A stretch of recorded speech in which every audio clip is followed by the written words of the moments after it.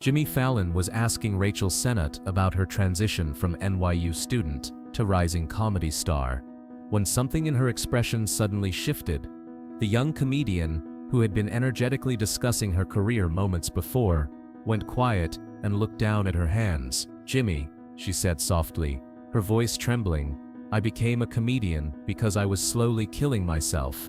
The Tonight Show studio, which had been filled with laughter and celebration of her success, fell into confused silence.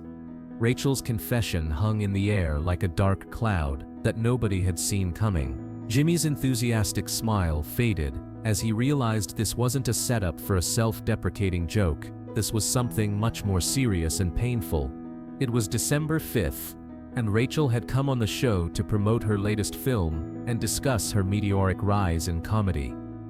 The interview had been going brilliantly, full of her quick wit and the sharp humor that had made her a breakout star. But when Jimmy asked what drove her to pursue stand-up in college, something inside her cracked. "I had bulimia throughout college," Rachel continued, her voice barely above a whisper. "Stand-up was the only time I didn't hate myself." The words escaped like secrets that had been suffocating her for years. The studio fell into complete shock. Jimmy's face showed genuine surprise and growing concern. The audience seemed frozen, trying to process this devastating revelation from someone they knew primarily for making them laugh. "What do you mean?" Jimmy asked gently, his voice full of compassion and worry. "Rachel, you were so young." His tone had shifted completely from entertainment host to deeply concerned friend. "I started throwing up freshman year," Rachel explained, tears beginning to form in her eyes. "NYU was so competitive, and I felt like I had to be perfect at everything." Her voice carried the weight of impossible pressure she'd placed on herself. "Food became my enemy and my only comfort," she continued, describing the contradictory relationship that defines eating disorders. "I'd binge eat when I was stressed, then punish myself by throwing it all up." The cycle she described was heartbreaking in its destructive logic. Jimmy leaned forward in his chair, his entire focus on the young woman who was clearly struggling even now. "How did comedy fit into this?" he asked carefully. Understanding the connection was crucial to her story. "I started doing open mics because I was desperate to feel good about something," Rachel replied, her voice shaking slightly. "For those 5 minutes on stage, I wasn't the girl throwing up in dormitory bathrooms. The temporary escape comedy provided was both salvation and tragedy. The audience's laughter made me feel worthy," she continued, painting a picture of external validation filling an internal void. "For the first time since the eating disorder started, I felt like I had value." The connection between applause and self-worth was dangerous but understandable. The audience was completely silent now, understanding they were witnessing something unprecedented. This wasn't a comedian sharing material anymore. This was a young woman revealing the traumatic origin of her career. The cameras captured every emotion crossing her face. "But did the comedy help with the bulimia?" Jimmy asked hopefully, wanting to hear that her talent had provided healing.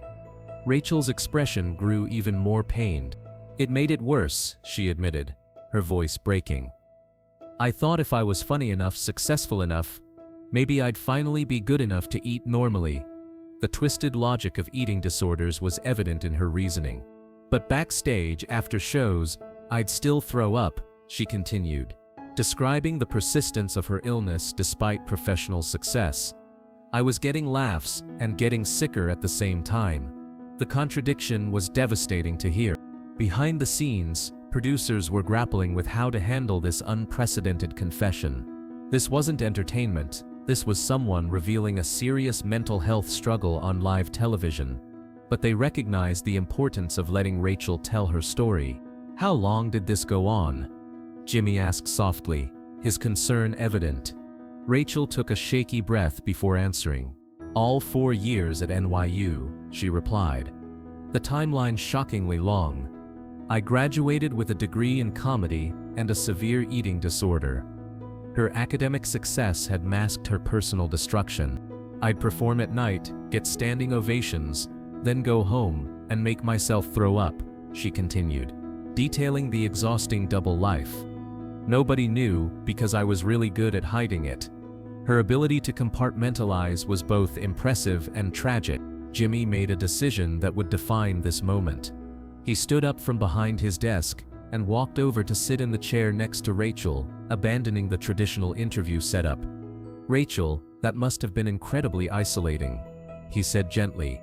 "The worst part," Rachel said, looking directly at him, "was that everyone thought I was this confident, funny person." She wiped her eyes with trembling hands. "But inside, I was dying. I'd get off stage high from the laughter, then crash when I remembered I still hated my body," she continued, describing the emotional roller coaster. Comedy became another form of purging, emotional instead of physical. The psychological insight was profound and disturbing. "Did anyone at school know what you were going through?" Jimmy asked, understanding that eating disorders thrive in secrecy. Rachel shook her head sadly. "I was really good at performing normal," she admitted. "My friends thought I was just naturally skinny." Her deception had been so complete that even close friends missed the signs. "But professors started noticing my work was getting darker," she continued, describing how her internal struggle began affecting her creative output. "My comedy sketches all had these themes of self-destruction disguised as humor. Her art had been crying for help in ways she couldn't consciously express." The vulnerability in her admission was staggering. Jimmy reached over and gently placed his hand on her arm. "When did you realize you needed help?"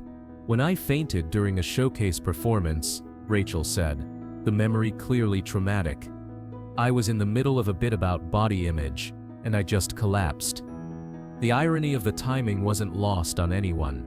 That's when I realized my comedy career might kill me if I didn't get healthy," she continued, describing her moment of clarity. "I couldn't perform if I was dead." The stark reality check had been necessary but terrifying. "Did you get treatment?" Jimmy asked, hoping for a positive turn in her story. Rachel nodded slowly. "I started therapy right after graduation," she replied. "It was the hardest thing I'd ever done." Her recovery had required the same courage as her performances. Learning to eat normally while building a comedy career was like juggling fire. "But therapy helped me understand that I didn't need to be perfect to be worthy of love," she continued, sharing crucial insight from her healing process, including love from myself. The self-compassion she developed was hard-won and precious. The audience was transfixed by Rachel's vulnerability.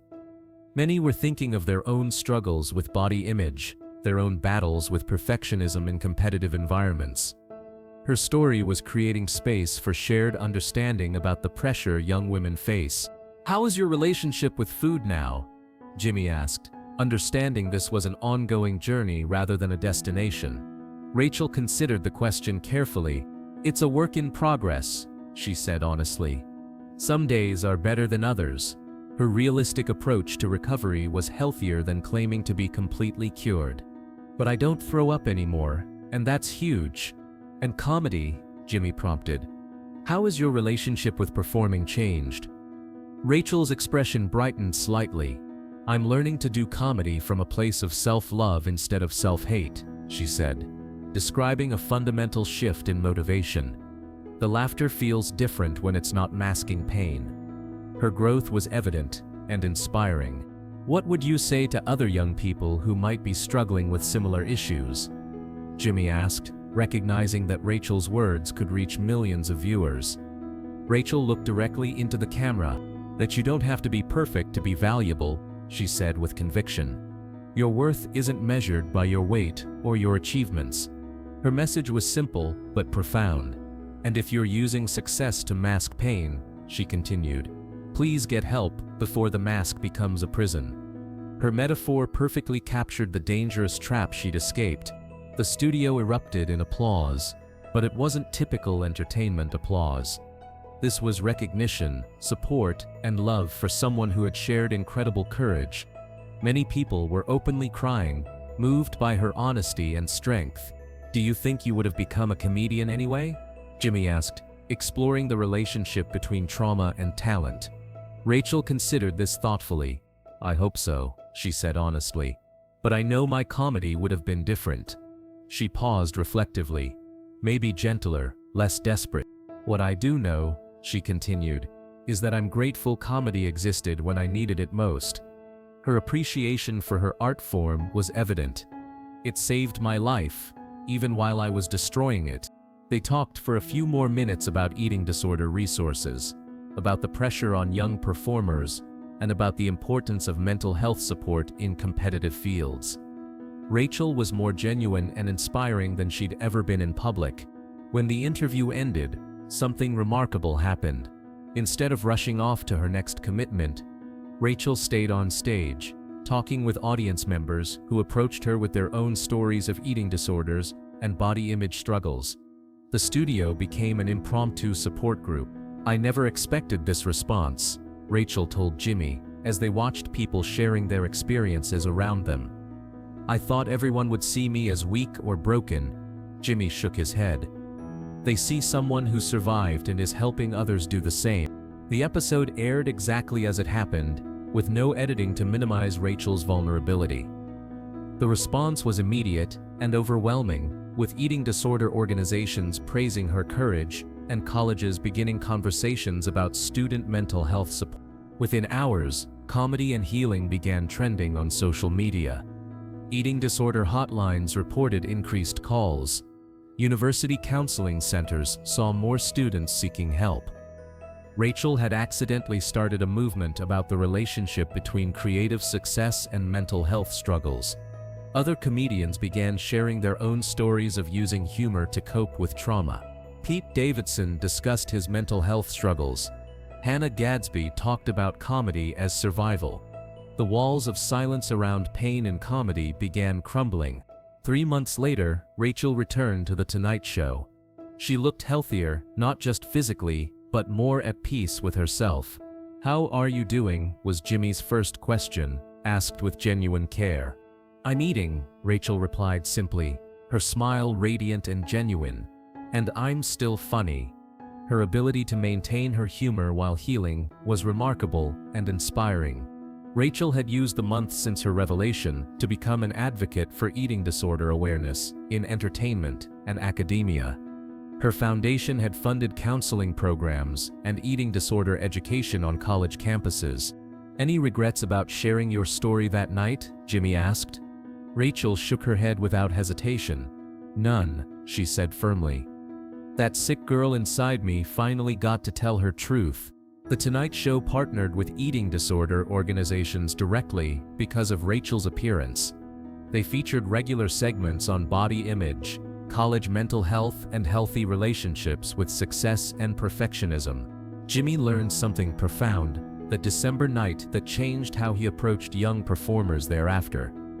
"I realized that behind every joke might be someone fighting for their life," he reflected later.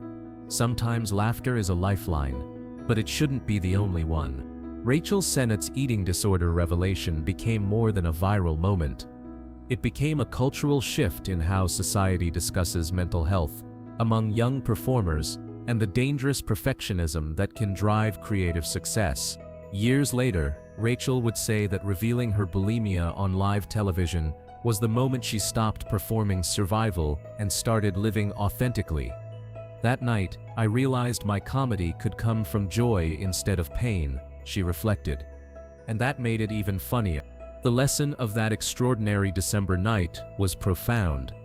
Sometimes our greatest talents are born from our deepest struggles, but true success means learning to create from healing rather than from hurting.